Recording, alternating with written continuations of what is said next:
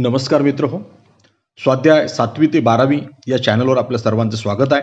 मित्र हो, आज आपण स्वाध्याय 10वी विषय राज्यशास्त्र प्रकरण पहिले संविधानाची वाटचाल यातील प्रश्न पाहणार आहोत. तर प्रश्न पहिला आहे, दिलेल्या पर्यायापैकी योग्य पर्याय निवडून विधाने पुन्हा लिहा. नंबर 1, महाराष्ट्रात स्थानिक शासन संस्थांमध्ये महिलांसाठी -% जागा राखीव ठेवण्यात आलेल्या आहेत. पर्याय अ आहे 25, पर्याय ब आहे 30, पर्याय क आहे 40 आणि पर्याय ड आहे 50. मित्र हो, उत्तर आहे पर्याय ड, 50% जागा राखीव ठेवण्यात आलेल्या आहेत. त्यानंतर दुसरा प्रश्न आहे, पुढीलपैकी कोणत्या कायद्याद्वारे महिलांना त्यांचे स्वातंत्र्य जपण्यासाठी आणि स्वतःचा विकास साधण्यासाठी अनुकूल वातावरण निर्माण केले आहे? पर्याय अ आहे माहितीचा अधिकार कायदा, पर्याय ब आहे हुंडा प्रतिबंध कायदा आणि पर्याय क आहे अन्न सुरक्षा कायदा आणि पर्याय ड आहे यापैकी कोणतेही नाही. आणि याचं उत्तर आहे मित्र हो, पर्याय ब, हुंडा प्रतिबंध कायदा. त्यानंतर तिसरा प्रश्न आहे, लोकशाहीचा गाभा डॅश होय.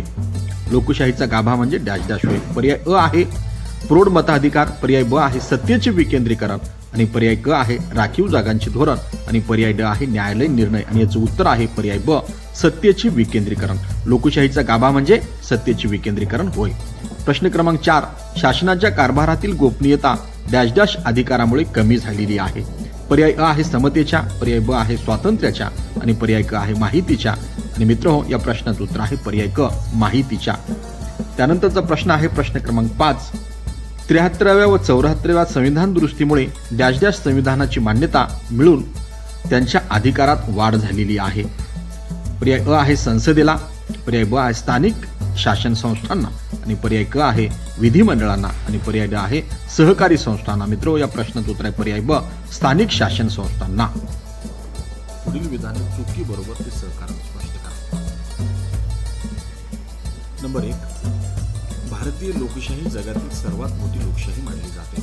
उत्तर, हे विधान बरोबर आहे, कारण भारतीय संविधानाने स्वातंत्र्यपूर्व काळातील मतदानाच्या अधिकारासाठी असणारी सर्व बंधने रद्द केल्यामुळे मतदाराची संख्या वाढली आहे.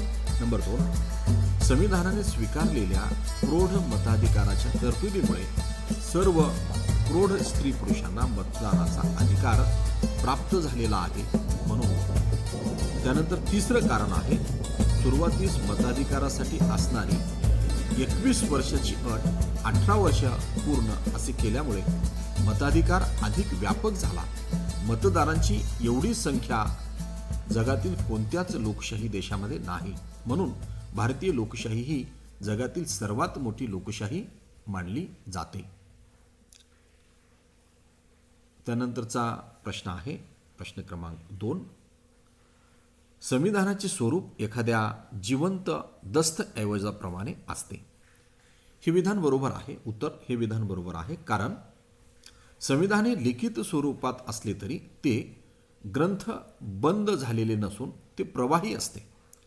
ग्रंथामध्ये बंद होऊन साचलेपणा त्यामध्ये आलेला आहे का? नाही. तर त्यामध्ये 368व्या कलमाने सतत घटनादुरुस्त्या होत असतात, म्हणजे ते सतत प्रवाही असते. नंबर 2, संविधानात बदलत्या परिस्थितीनुसार बदल करण्याचा अधिकार संसदेला आहे. 368 कलमानुसार ती सतत बदल करत असते. त्यानंतर तिसरं कारण आहे, संविधानाच्या मूलभूत चौकटीला धक्का न लावता जनतेच्या इच्छा पूर्ण करण्यासाठी संसद असे बदल करू शकते. संविधानाच्या या प्रवाही गुणधर्मामुळेच त्याचे स्वरूप एखाद्या जिवंत दस्तऐवजाप्रमाणे असते. त्यानंतरचा प्रश्न आहे प्रश्न क्रमांक 3, जनतेचा सहभाग लक्षात घेता भारतीय लोकशाही मोठ्या प्रमाणात अयशस्वी झाल्याचे दिसते. उत्तर, हे विधान चूक आहे. नंबर 1, का चूक आहे? तर कारण भारताची प्रचंड लोकसंख्या आणि देशाचा मोठा विस्तार लक्षात घेता विविध पातळीवर निवडणुका घेणे ही बाब आव्हानात्मक आहे.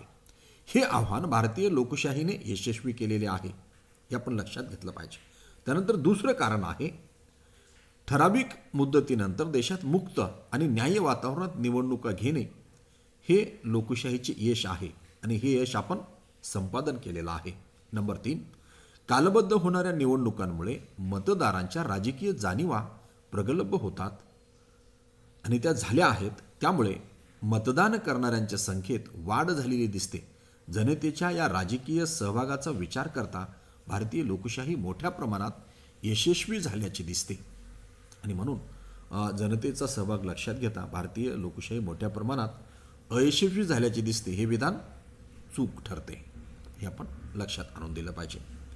त्यानंतरचा प्रश्न पाहू आपण. प्रश्न तिसरा आहे, पुढील संकल्पना स्पष्ट करा.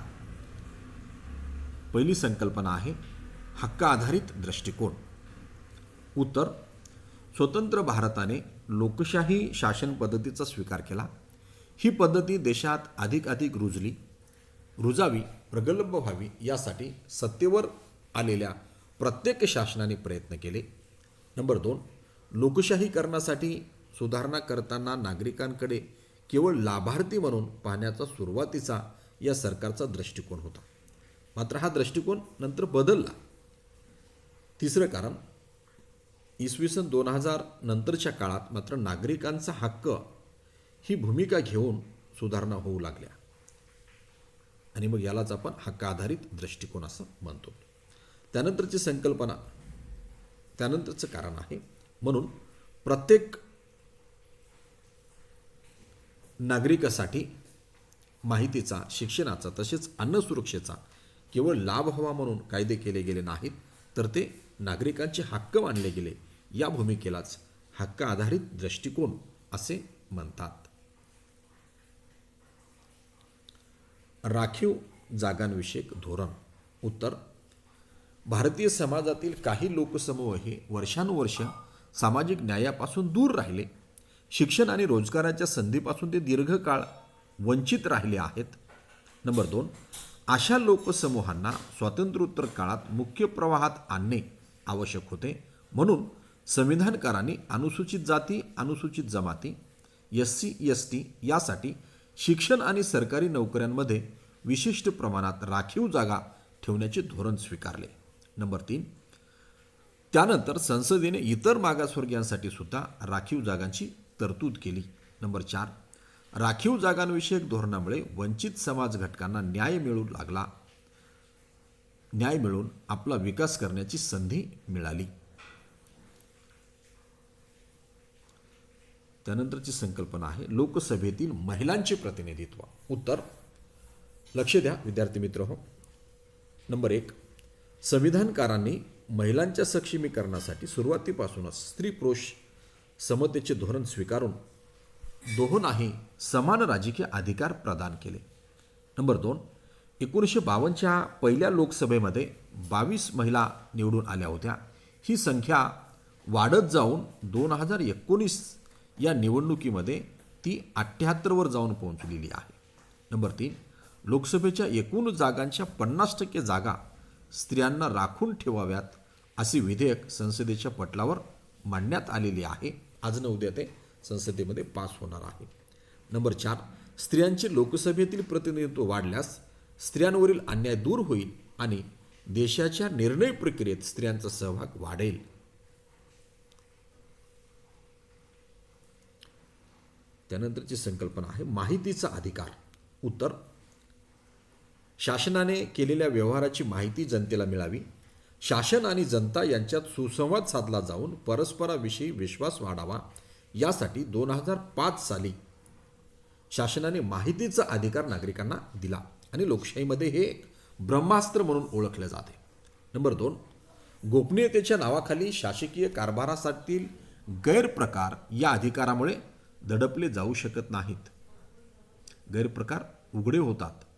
नंबर 3, शासनाचा कारभार पारदर्शी होण्यास आणि आपण जनतेला उत्तरदायी आहोत याची जाणीव या अधिकारामुळे शासनाला होते. नंबर 4, माहितीच्या अधिकारामुळे लोकशाही आणि नागरिकांचे अधिकार यांचे सक्षमीकरण झाले. शासनाच्या कारभारातील गोपनीयता कमी होऊन शासनाचे व्यवहार खुले व पारदर्शी होण्यास मदत झालेली आहे. त्यानंतरचा प्रश्न आहे प्रश्न क्रमांक 4, पुढील प्रश्नांची थोडक्यात उत्तरे लिहा. मित्र हो, आपण अभ्यास करा, यश तुमच्या हातात आहे. आपण थोडक्यात उत्तरे द्या हा प्रश्न पाहतो आहोत. आपला पहिला प्रश्न आहे सामाजिक न्याय प्रस्थापित करणे म्हणजे काय.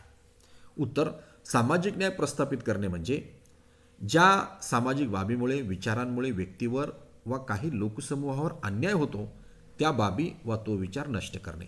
नंबर 1. नंबर 2.